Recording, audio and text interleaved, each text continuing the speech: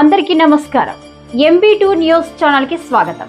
తల్లి ప్రోత్సాహంతో కానిస్టేబుల్ నుంచి గ్రూప్ 4 ఆఫీసర్ గా Goda Rahul emotional and inspiring story. Karimnagar కు చెందిన ఒక మధ్యతరగతి కుటుంబానికి చెందిన గోదా రాహుల్ అనేక కఠిన పరిస్థితులను ఎదుర్కొని ప్రభుత్వ ఉద్యోగం సాధించి పలువురికి ఆదర్శంగా నిలిచారు. ఆయన తండ్రి గోదా కంకేష్ మృతి చెందడంతో కుటుంబ భారం పూర్తిగా రాహుల్ పై పడింది. తల్లి కోమల ధైర్యంగా నిలబడి కుమారుడికి అండగా నిలిచారు. కుటుంబాన్ని పోషించడానికి రాహుల్ ప్రైవేటు ఉద్యోగం చేస్తూనే బాధ్యతలను నిర్వర్తించారు. ఆర్థిక ఇబ్బందుల మధ్య కూడా తన ఇద్దరు చెల్లెలు నేహ, ఉషల వివాహాలను విజయవంతంగా పూర్తి చేసి అన్నగా తన కర్తవ్యాన్ని నెరవేర్చారు. ప్రభుత్వ ఉద్యోగమే లక్ష్యంగా 2015లో కానిస్టేబుల్ ఉద్యోగానికి ప్రయత్నించగా విఫలమయ్యారు. అయినప్పటికీ నిరాశకు లోను కాకుండా పట్టుదలతో ముందుకు సాగారు. 2018లో మళ్లీ దరఖాస్తు చేసుకుని కఠినంగా శ్రమించారు.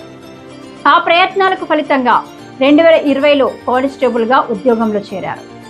ఉద్యోగంలో చేరిన అనంతరం మొదటి పోస్టింగ్ గా కాళేశ్వరం పోలీస్ స్టేషన్ లో విధులు నిర్వహించారు.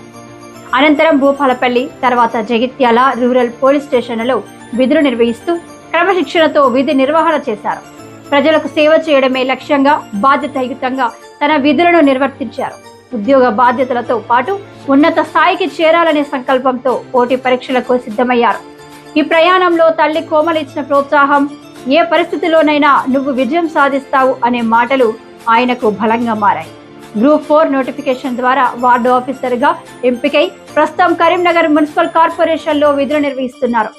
గోదా రాహుల్ సాధించిన ఈ విజయం కరీంనగర్ జిల్లా యువతకు ప్రేరణగా నిలుస్తుంది.